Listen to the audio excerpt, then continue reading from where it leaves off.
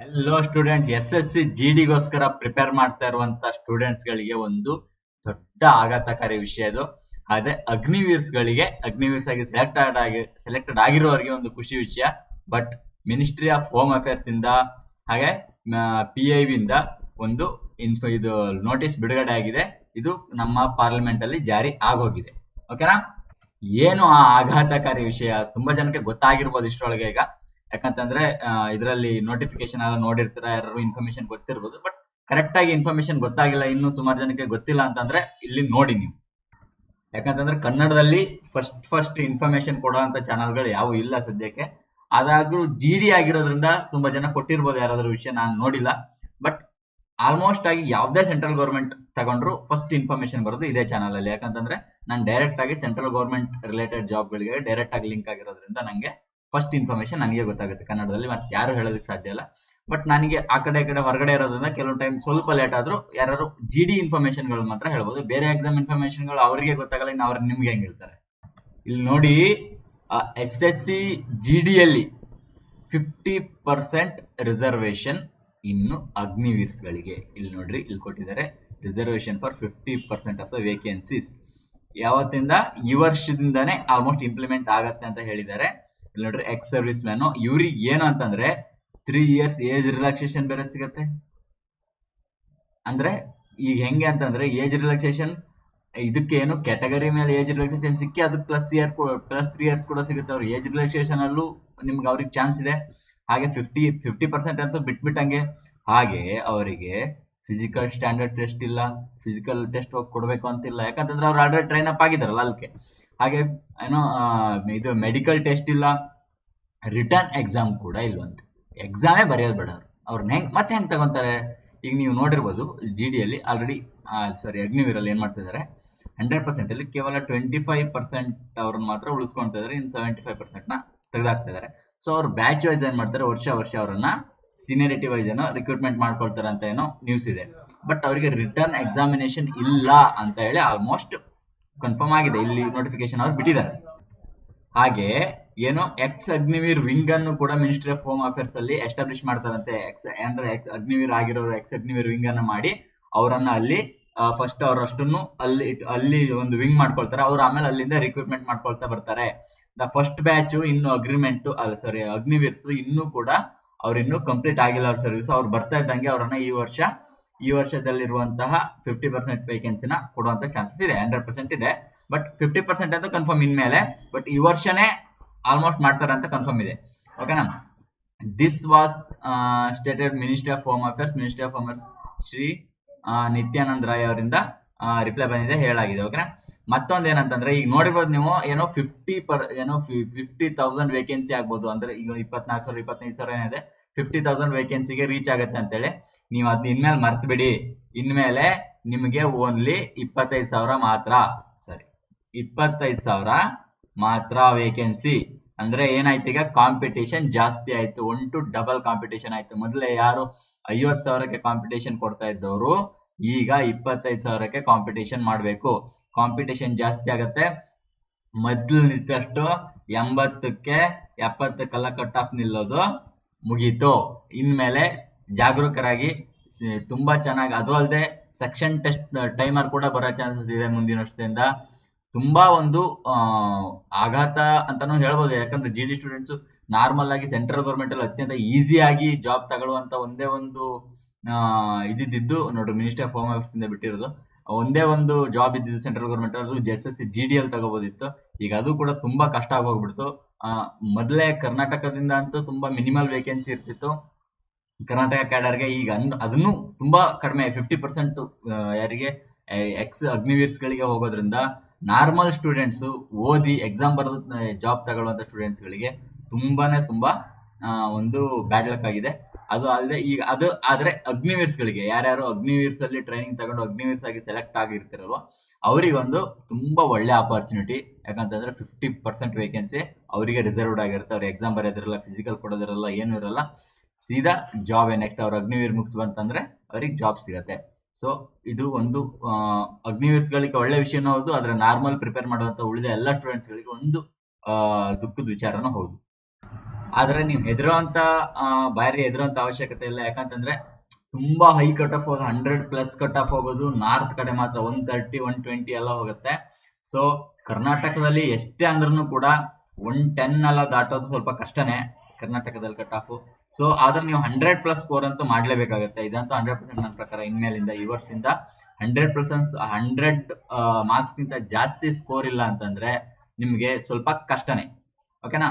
So ಅದರಿಂದ ನೀವು 100+ score ಮಾಡ್ಬೇಕು ಅಂತಂದ್ರೆ ಒಂದೇ ಒಂದು ವಿಧಾನ ಇರೋದು, ನೀವು ಸುಮ್ನೆ ನಾರ್ಮಲಿ ಜನರಲಿ ಅದು ಇದು ಟ್ರಿಕ್ಸ್ ಎಲ್ಲ ಇಟ್ಕೊಂಡು ಸುಮ್ನೆ ಪ್ರಿಪರೇಷನ್ ಮಾಡಬೇಡಿ. ನಿಮ್ಗೆ 100% ಒಳ್ಳೆ ಸ್ಕೋರ್ ಆಗಬೇಕು, ಹೈ ಸ್ಕೋರ್ ಆಗಬೇಕು ಅಂತಂದ್ರೆ ಒಂದು ಒಳ್ಳೆ ಸೋರ್ಸಸ್ ಅನ್ನ ರೆಫರ್ ಮಾಡಿ, ಒಳ್ಳೆ ಸೋರ್ಸಸ್ ಒಳ್ಳೆ ರೀತಿಯಲ್ಲಿ ಪ್ರಿಪರೇಷನ್ ಮಾಡಿ, ನೀಟಾಗಿ ಮ್ಯಾಥ್ಸ್ ಇರ್ಬೋದು ಬೇಸಿಕ್ ಇಂದ ಕಲೀರಿ, ಇಂಗ್ಲಿಷ್ ಇರ್ಬೋದು. ಇಂಗ್ಲಿಷ್ ಅಂತೂ ತುಂಬಾ ವೇಟೇಜ್ ಇದು ಇಂಪ್ರೂವ್ ಮಾಡುತ್ತೆ. ನನ್ನ ಚಾನಲ್ ಕೂಡ ನಾನು ಆಲ್ರೆಡಿ ವೊಕ್ಯಾಬ್ಯುಲರಿಯನ್ನ ಮಾಡ್ತಾ ಇದ್ದೇನೆ. ಸೆಕ್ಷನ್ ಟೈಮರ್ ಬಂದ್ರಿಂದ ಮ್ಯಾಥ್ಸ್ ಅಲ್ಲಿ ಜಾಸ್ತಿ ಕ್ವಶನ್ ಮಾಡಕ್ ಆಗಲ್ಲ 15 ನಿಮಿಷಕ್ಕೆ. ಅಷ್ಟು ಕ್ವಶನ್ ಅನ್ನು ಮಾಡ್ಬೋದು ಅಂತಂದ್ರೆ ಅದನ್ನ ಇಂಗ್ಲಿಷ್ ಮಾಡ್ಬೋದು. ಸೊ ಅದರಲ್ಲೂ ವೊಕ್ಯಾಬ್ಯುಲರಿ ತುಂಬಾ ಇಂಪಾರ್ಟೆಂಟ್ ಆಗುತ್ತೆ. ಯಾಕಂತಂದ್ರೆ ಸೆಕೆಂಡಿಗೆ ವೊಕ್ಯಾಬ್ಯುಲರಿನ ಉಡಾಯಿಸ್ಬಿಡ್ಬೋದು.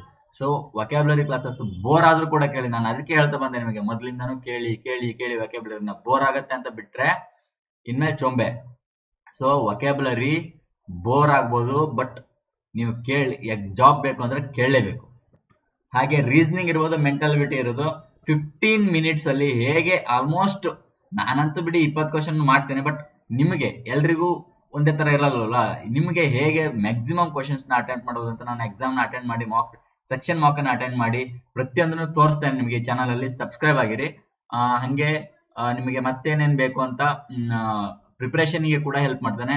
ಹಂಗೆ GD ಬೇಸಿಕ್ ಇಂದ ನಾನು ಕೂಡ ಕ್ಲಾಸ್ ಮಾಡೋದಕ್ಕೆ ಸ್ಟಾರ್ಟ್ ಮಾಡ್ತೇನೆ. ಯಾಕಂದ್ರೆ ನನ್ನ ಹತ್ರ ಇರೋದು ಆಲ್ಮೋಸ್ಟ್ ಸೆಂಟ್ರಲ್ ಗೌರ್ಮೆಂಟ್ ಏನು UP, Bihar, Rajasthan, north students ಎಲ್ಲ, ಡೆಲ್ಲಿ ಅವರೆಲ್ಲ ಪ್ರಿಪೇರ್ ಮಾಡ್ತಾರಲ್ಲ, ಅದೇ ಸೋರ್ಸಸ್ ಇಟ್ಕೊಂಡು ಬಂದಿರೋದು ನಾನು.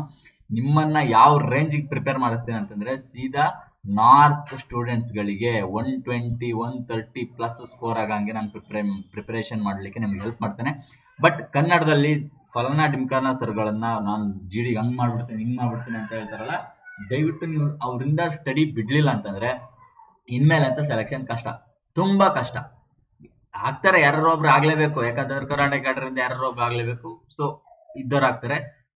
ಬಟ್ ಮ್ಯಾಕ್ಸಿಮಮ್ ಜನ ನೀವು ಬೇರೆ ಎಕ್ಸಾಮ್ಗಳನ್ನ ಇದಾಗ್ತಲ್ಲ ನಂಗೆ ಅಂತೇಳಿ all over India cut of ಇದೆ ನಾನು ಹೋಗಿ ಮಾಡ್ತೀನಿ ಅಂತಂದ್ರೆ ರೈಲ್ವೆ, ಗ್ರೂಪ್ ಡಿ ಯಾವ್ದನ್ನು ಮಾಡಕ್ಕಾಗಲ್ಲ. ಯಾಕಂತಂದ್ರೆ ಇಲ್ಲಿ ಟೀಚರ್ಸ್ ಗಳು, ನಾನು ಎಕ್ಸಾಂಪಲ್ ಕೊಡ್ತೀನಿ, GD ಒಂದು ಕರ್ನಾಟಕ ಕ್ಯಾಡರ್ ಸಪರೇಟ್ ಬಿಡ್ತಾರೆ, ಕರ್ನಾಟಕ ಕಟ್ ಆಫ್ ಕ್ಲಿಯರ್ ಮಾಡಿಸ್ತಾರೆ. ಈಗ all over India cut of ಬಿಡ್ತಾ ಇರೋದ್ರಿಂದ GDಲೇ ಇದು SSF ಅಂತ ಇದೆಯಲ್ಲ, SSF ಅಲ್ಲಿ all over India cut off clear ಮಾಡ್ತಾರೆ. SSF ಅನ್ನ ಕ್ಲಿಯರ್ ಮಾಡಿರುವಂತಹ ನಿಮ್ಮ ಟೀಚರಿನ ಸ್ಟೂಡೆಂಟ್ ಯಾರಿದ್ರೆ ಅವ್ರನ್ನ ಮೆನ್ಷನ್ ಮಾಡ್ರಪ್ಪ. SSF ಅನ್ನು ಕ್ಲಿಯರ್ ಮಾಡಿರ್ಬೇಕು.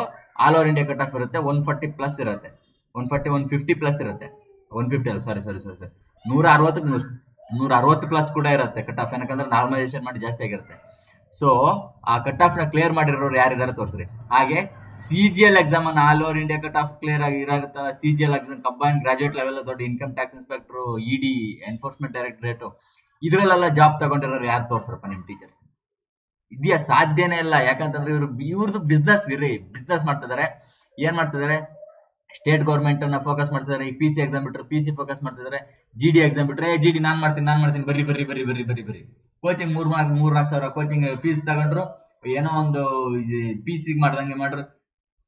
ಪೊಲೀಸ್ ಕಾನ್ಸ್ಟೇಬಲ್ ಗೆ ಮೆಂಟಲ್ ಎಬಿಲಿಟಿ ಮಾಡೋದಕ್ಕೂ ಮ್ಯಾಥ್ಸ್ ಓರಿಯೆಂಟೆಡ್ ಇರುವಂತ ಎಕ್ಸಾಮ್ ಗಳಿಗೆ ಮೆಂಟಲ್ ಎಬಿಲಿಟಿ ಮತ್ತೆ ಮ್ಯಾಥ್ಸ್ ಅನ್ನ ಮಾಡೋದಕ್ಕೂ ಅಭ್ಯಂತರ ಇದೆ ರೀ.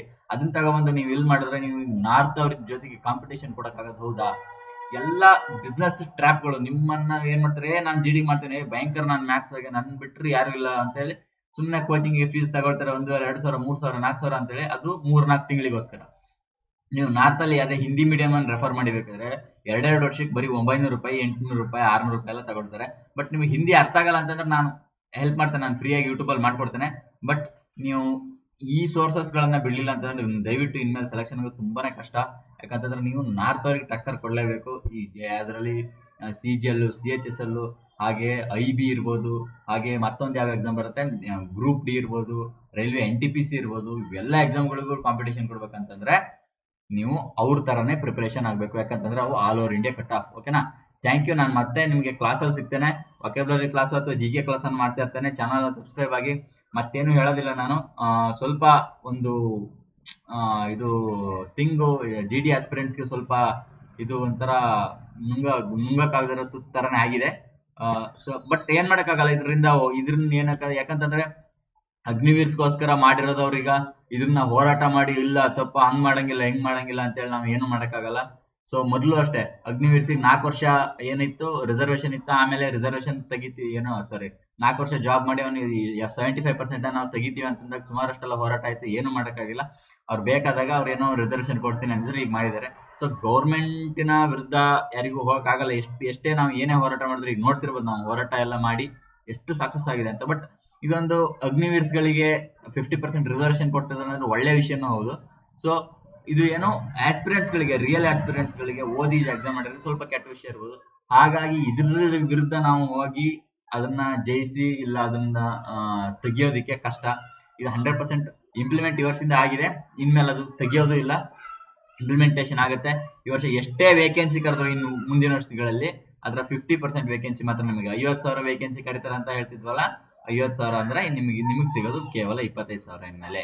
ಓಕೆನಾ? ಸೊ ಅದರ ತಕ್ಕಂತೆ ನೀವು ಪ್ರಿಪರೇಷನ್ ಆಗ್ಬೇಕಾಗಿದೆ. Okay, thank you. ಮತ್ತೆ ನೆಕ್ಸ್ಟ್ ಕ್ಲಾಸಲ್ಲಿ ಸಿಗುವ. ಒಂದು ಚೆನ್ನಾಗಿ ಪ್ರಿಪರೇಷನ್ ಮಾಡಿ, ಏನ್ ಮಾಡಕ್ಕಾಗಲ್ಲ, ಒಂದೊಂದು ಟೈಮ್ ಆಗ್ತಾ ಇರುತ್ತೆ ಹೀಗೆ. ಓಕೆನಾ? Thank you.